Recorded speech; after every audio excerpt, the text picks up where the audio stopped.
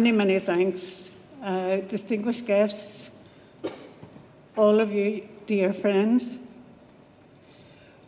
We are all familiar with the work of Fergal Keane, a journalist who has been involved for many years, shining a light on the world's blind spots. It is my great privilege, on behalf of John and myself, of the Northern Ireland Civil Rights Committee, and all of us here, to welcome him to Derry and to share his thoughts with us today. Fergal truly needs no introduction. In Derry, we knew him first as the RTE reporter and then BBC. Subsequently, he reported from many bleak and challenging situations, from the terrible violence in South Africa and Rwanda, and from all over the world. He has brought us narratives of embedded conflicts, of natural disasters and political turmoil, but always, always with an empathy for the plight of those who are most vulnerable, who are the ordinary people, the small people, who struggle to hope and to cope under the weight that they endure.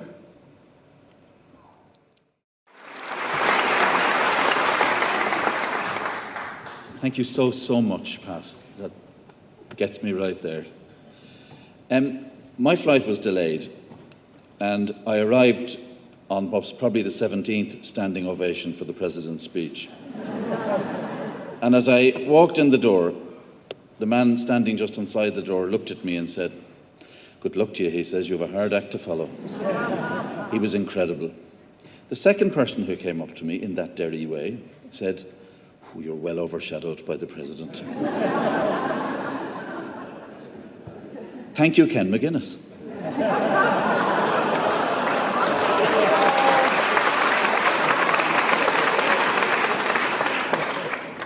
For changing the tone, making it less worshipful.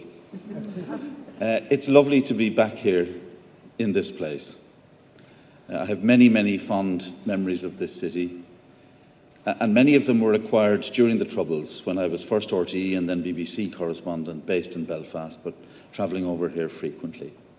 Now, I'm always wary when I see the word lecture, and then you see the name of a journalist anywhere near it. What you don't need is journalists lecturing you about anything.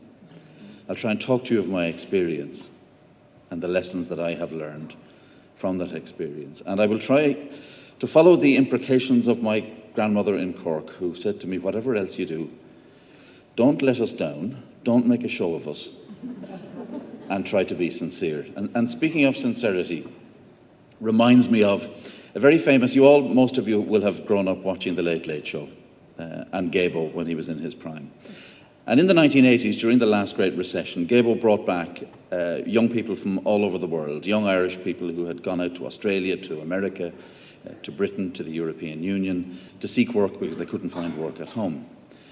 And it was a very impassioned discussion. You had a panel of young people on one side, and you had trade unionists and politicians, industrialists on the other.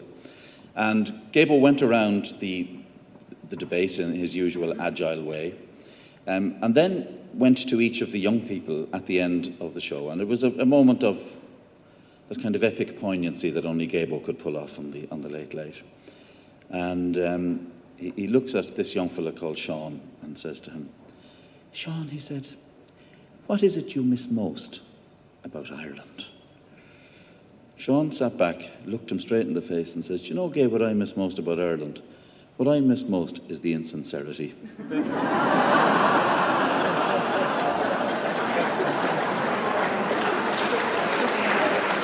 Now, as Irish people of one creed or another, or no creed at all, we get that. I have spent 40 years now of my life as a journalist. The vast majority of that was spent in conflict reporting. And I have seen terrible things. I have seen the worst that humanity can do. Some of these things will never be erased from my memory, nor should they be. But I need to ask, do they have a meaning? Does the butchery I have witnessed, the slavery, the torture, the rape, the hatred, does it amount to anything more than misery in some human lives? Can I find in it a reason to continue to do what I do, but also to urge you to stand up and speak out and defend the rights of men and women you do not know? It goes without saying that I believe I can. Let me start by saying that the concept of human rights is rooted in the concept of respect for the individual, the single person. Hitler described the victims of the Armenian genocide as mere biological plasticine, a mass, and went on to butcher many millions himself. And to reduce any group of individuals to a mass, be they Jews, Muslims, Catholics, Protestants, Armenians, Tutsis, to name a few, is to begin the process of dehumanization and to take us away from human rights. Totalitarianism under Hitler, Stalin, Mao, all of them believed that to make an omelette, you had to break some eggs in order to create the perfect world, the utopia of fascism or communism. It was justified to crush many millions, tens of millions of human beings. You see where we go when we forget the sacredness of the individual. But the abuse of human rights also alerts us to the responsibilities of the individual. I'm not a believer in the great man theory of history. I believe great people do come along and can inspire us to change, but real change comes from the ordinary people when they are roused, hopefully by the higher ideals. To believe that everything must come from political leaders is reductive in historical terms, but it is also disempowering. If my work has any meaning, it is this: that each of us, confronted with the abuse of others, must, in whatever way we can, obstruct the forces of atavism, of sectarianism. We must stand against any who would tell us that another human being is less than us, is other than us, by virtue of their skin color, of their religion, or where they grew up. The great South African writer Nadine Gordimer talked of the essential gesture. And by that she meant that moment, great or small, which is given to us to say or to do something which expresses solidarity with those who are outcast and abused. To this I will return. Now, my preoccupation with human rights begins with family and with country. I grew up in a family in North Kerry, and my first visit here was in fact in 1968. My mother was a school teacher at a convent in Dublin. And in 1968, we came up, myself and my brother were dragooned into accompanying her convent girls on a trip up to the north. And my memories are pretty scant, but I do remember seeing a cricket field, I remember seeing a red postbox, and I remember going to a wonderful model soldier shop in Belfast.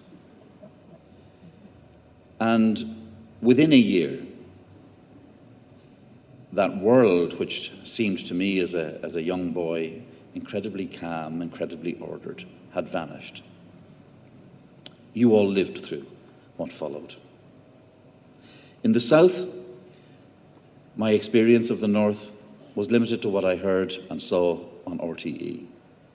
And to us it was this steady, menacing drum roll, the announcements on the 1 o'clock news as you sat waiting for your lunch, that a part-time member of the UDR had been shot dead in County Fermanagh, or a Catholic man had been found butchered in an alleyway in North Belfast. It went on and on. We were conscious, of course, of the presence of soldiers occasionally on our own streets, usually guarding banks, the occasional shooting of a policeman in the south. But the north was far away to us, and we turned away from it. We didn't want to know.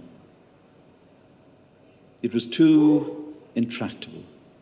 The Northerners were the whiny monies. They were the people who would say to us, "You Free Staters have betrayed and abandoned us," or they were the ones who said, "You're just coming here because you want to steal our country."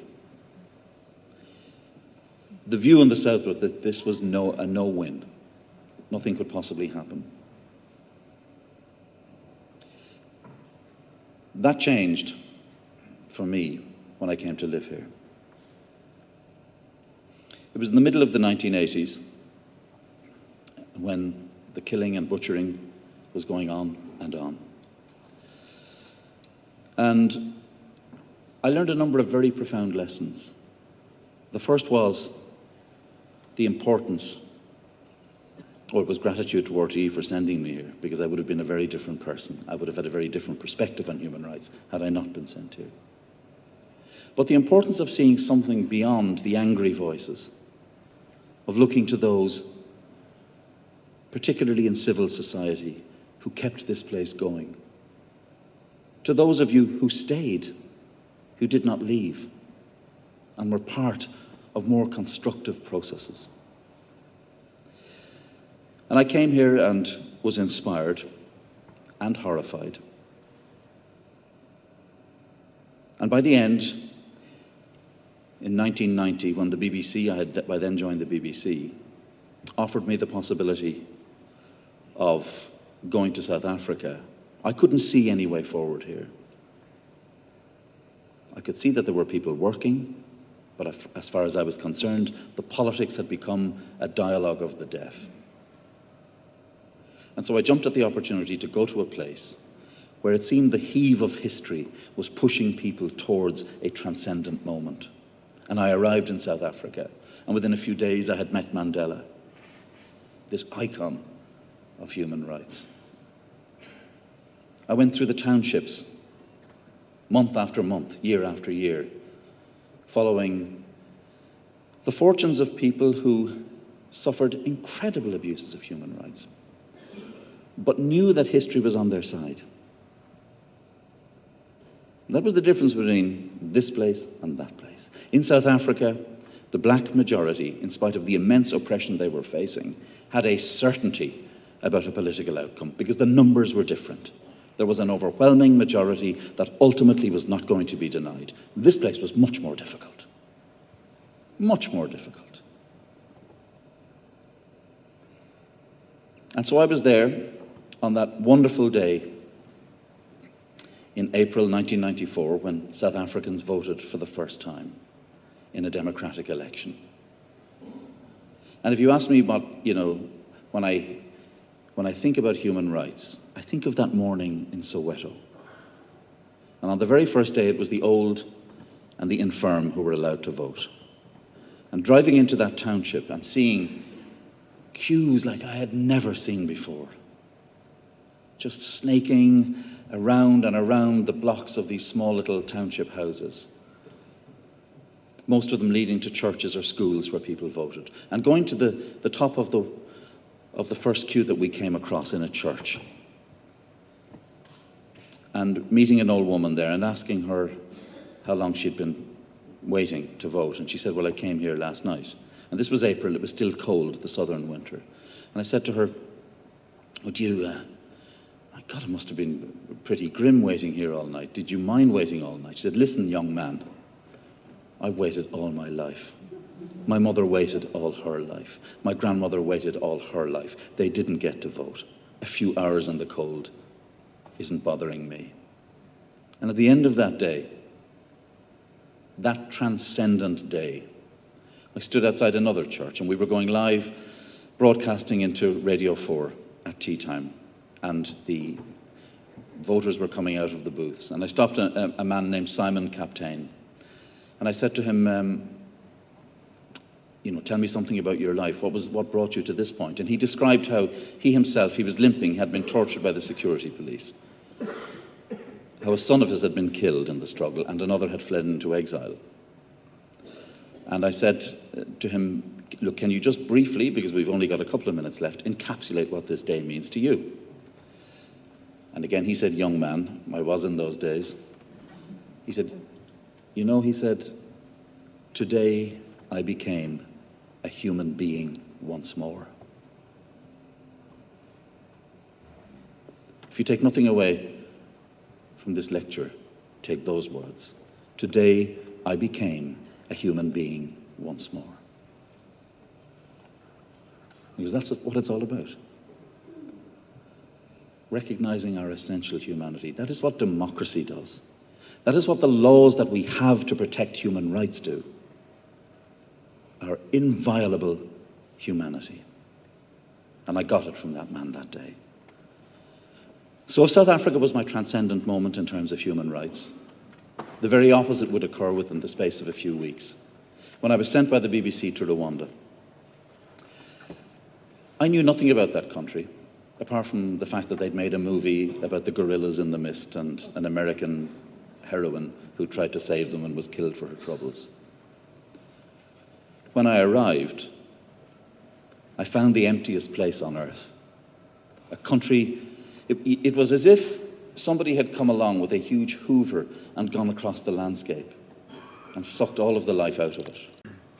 To the widows left with the long silence after death, an end to body parts on the streets, to the blood congealing on the floor, to men and women vanishing, to lost decades in prisons, to death squads, to the bodies tortured with cigarettes and electric drills. All of these things were ours. All of these things distorted our humanity. They reduced every single one of us. Now, the agreement didn't take away bigotry, nor, sadly, has it taken away the old habit on this island of rewriting the past to suit our present political agendas. It couldn't, of itself, create the common ground upon which we might see each other as something other than Protestant or Catholic, nationalist or unionist, Southern or Northern, British or Irish, or, perish the thought, to see each other as none of the aforementioned and as simply human beings. But it did stop the killing, and that is why it is sacrosanct. Get that word, sacrosanct.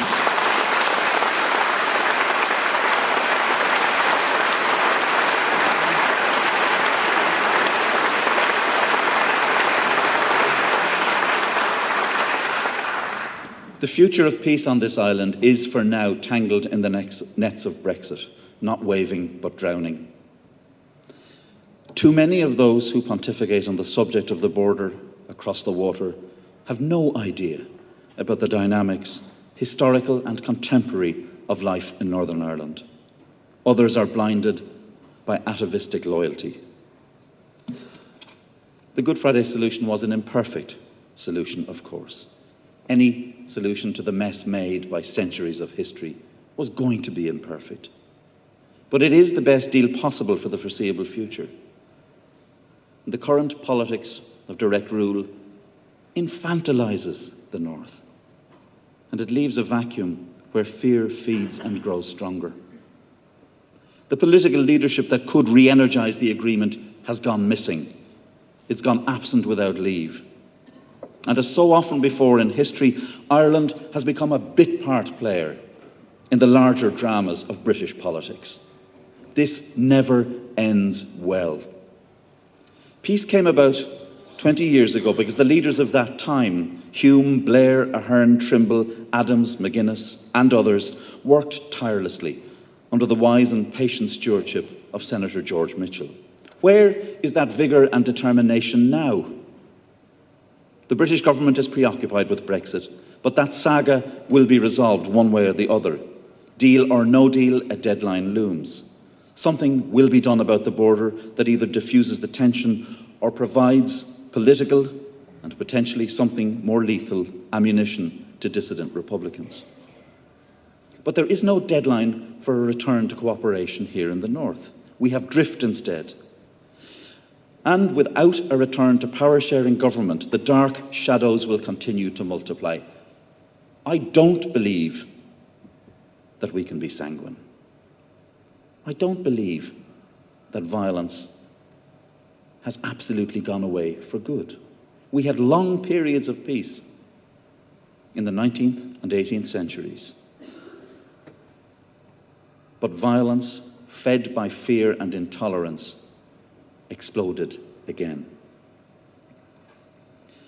I will just say that the politicians of this generation will be tainted for posterity if they let the opportunity represented by the Good Friday Agreement to be lost.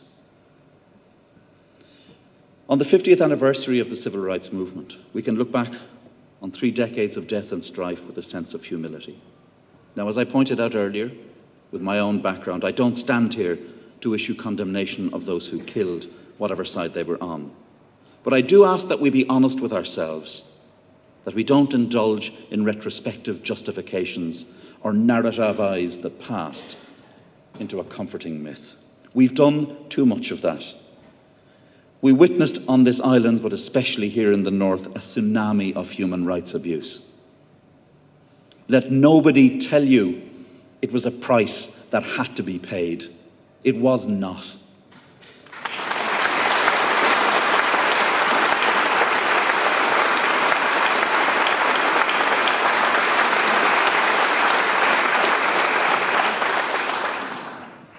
The only correct response when we look at the past is of profound pity for what was inflicted on so many, and a determination that we should never go there again.